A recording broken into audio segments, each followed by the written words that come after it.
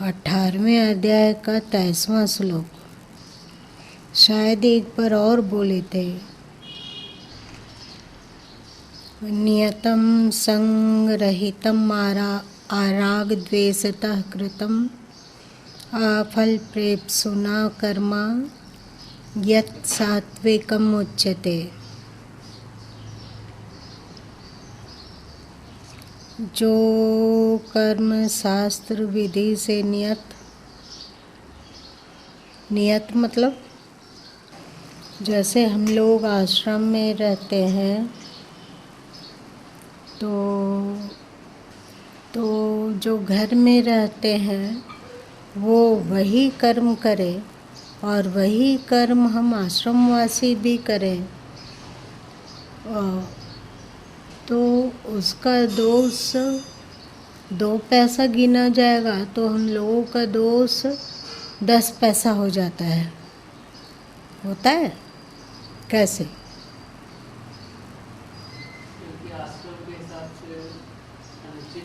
हमारा जो आश्रम निवास करते हुए जो शास्त्र आज्ञा देता है कि आश्रमवासी को ऐसा होना चाहिए, शास्त्र नियत है, उसमें से हम लोग फेल होते हैं तो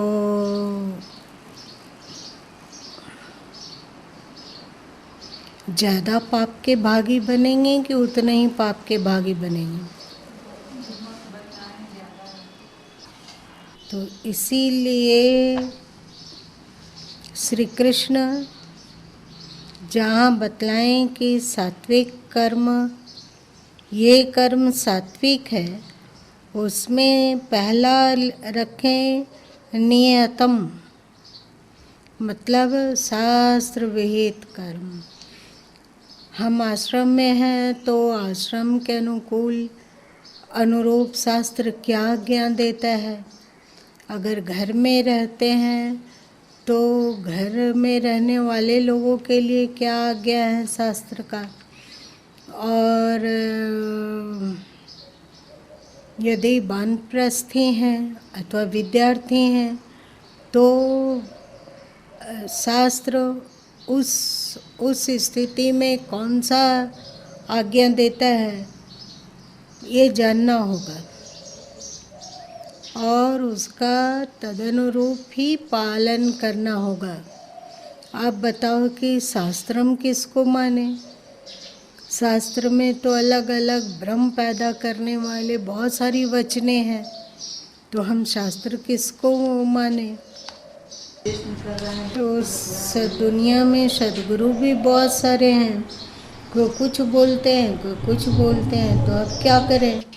तो ये बड़ा ही क्रिटिकल है क्योंकि तुम तो मानते हो कि हम सद्गुरु जो हमारे बोल रहे हैं वही सही है, परंतु अलग अलग लोगों को अलग अलग तरीके का सद्गुरु मिला हुआ है, तो उसमें भी शास्त्र किसको माने?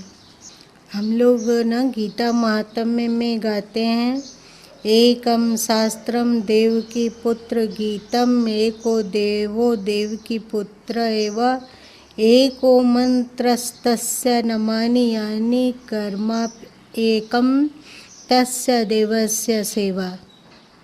एक ही शास्त्र है। इतना इस तरह से सिलसिलेवार तरीके से बीजक में नहीं कहा गया है।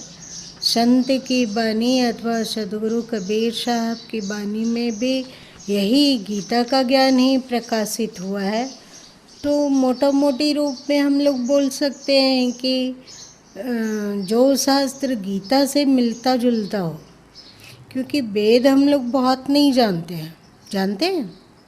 नहीं जानते हैं, पर गीता एक ऐसा शास्त्र है जहाँ पे कहा गया कि वेदों का सार निचोड़ उपनिषद है और उपनिषद का सार निचोड़ गीता है।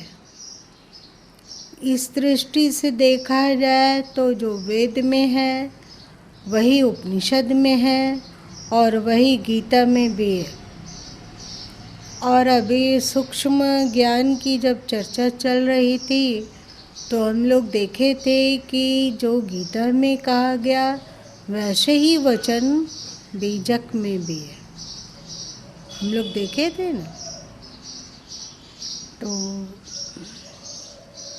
क्या हम लोग शास्त्र की मर्यादा में रहकर अपना कर्म, सोच, विचार, संगति, बोलचाल रख पाते हैं? ये पहला ही तो सूत्र है। इसमें जब खरा उतरेंगे तभी तो आगे का ज्ञान ले सकेंगे। इसमें तो और कुछ कुछ कहा गया है, पर पहला तो नियतम बोला गया शास्त्रवाणी। तो क्या हम लोग अपना आचरण शास्त्र की कसौटी पर करके करते हैं? अब बताओ कि एक गृहस्थ बलात्कारी हो और एक साधु बलात्कारी हो, तो साधु को ज़्यादा पाप लगेगा या उतना ही पाप लगेगा? पाप के विषय में हम ये नहीं, पहले पाप मत, चूँकि वो संसार की दृष्टि में अपने आप को इस तरह से पेश किया है या इस तरह से रखा है, अपने अपने अपने आप को इतना ऊंचा बना के रखा है और वो किया है, तो वो ज़्यादा गलत है बनिस्बत सांसारिक व्यक्ति के अपेक्षा। लेकिन दोनों ही पाप है, परंतु उसका तो पाप था कि वो जैसा था वैसा दिख रहा था, पर तुम हो कि हम जैसे नहीं थे वैसे दिख रहे थे। दुनिया की नज़रों में हम एक साधु थे, दुनिया की नज़रों में हम गुरु थे, दुनिया के नज़रों में हम पूजनीय थे, दुनिया के नज़रों में हम शास्त्रज्ञ थे, उपदेश करते थे। इतना लोगों को हमने भरोसा दिलवाया और उसका एक साथ हजारों लोगों का भरोसा तोड़ देना, ये ज़्यादा पाप नहीं लगता है? इसीलिए शायद गुरु माँ लिखे होंगे आश्चर्य में कि साधारण गलत करने वाले लोग यदि प्रेत योनि में जाएंगे तो जो ब्राह्मण और सन्यासी यदि वही पाप को करते हों तो वे ब्रह्म राक्षस बनेंगे। इसका कारण है कि वो इतने लोगों को धोखा दिया कि नहीं, विश्वास को तोड़ा, भरोसा को तोड़ा। अगला ऐसो जब सामने आने पर हाथ जोड़ता था, सिर झुका देता था, और अगर उसको मौका मिल जाए तो वो यथासंभव सेवा करता था। वो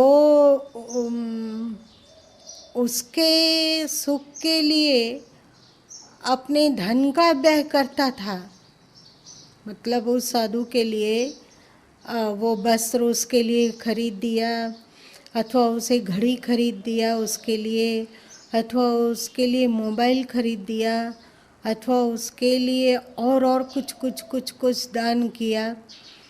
वही खर्च एक साधारण गृहस्थ अपना भाई पर नहीं करना चाहता है। करना चाहता है उसको कहता वो अपना जो जैसे हम कमाते हैं हम रहते हैं, हमारा भाई कमाता है, अपना भाई वो जाने कि खाता है कि पीता है कि भूखे रहता है, उसका परिवार, उससे में मतलब नहीं है।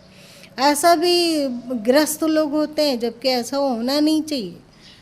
फिर भी वो अपने भाई पर, भतीजों पर, अपने प्रियजनों पर जिस धन को वो खर्च नहीं करता था, उस धन को वो एक साधु के प्रति खर्च कर रहा है और उसको उपहार दे रहा है, उसके लिए कुछ गिफ्ट ला रहा है।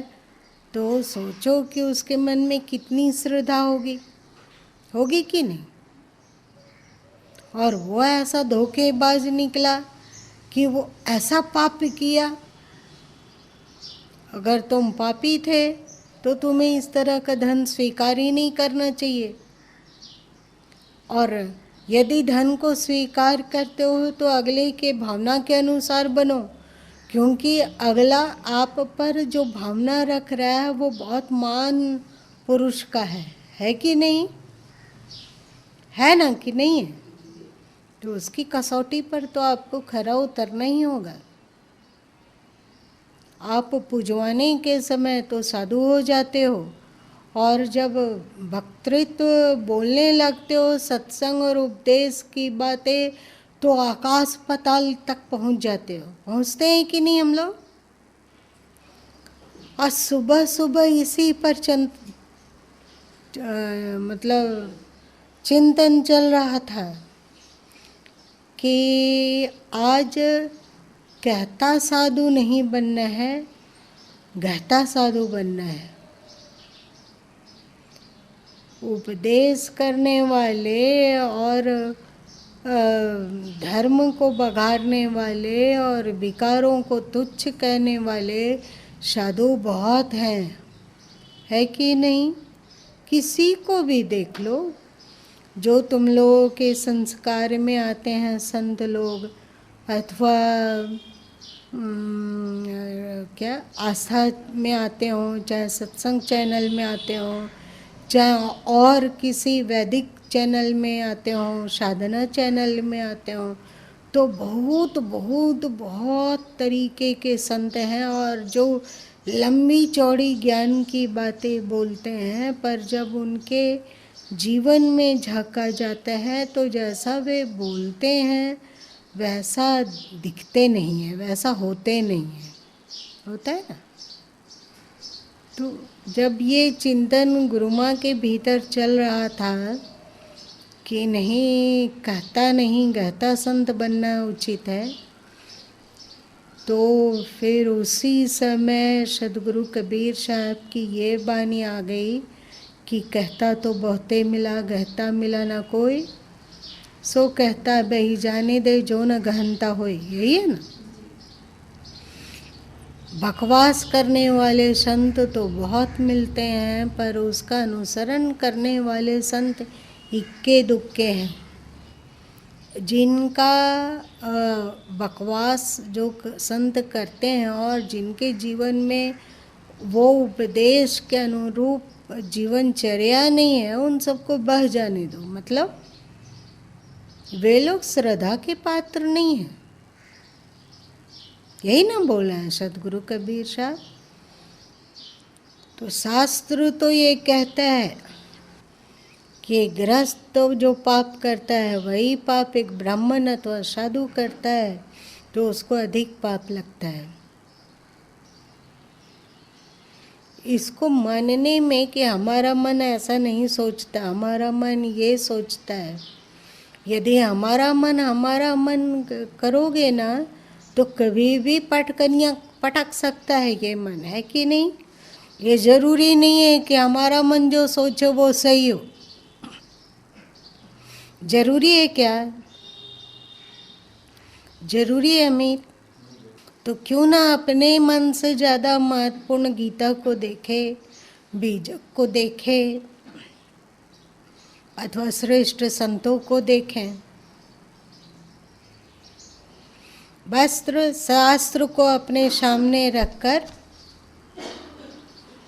अपनी समीक्षा करो। आज इतनी रहने दो, बहुत देर हो गया।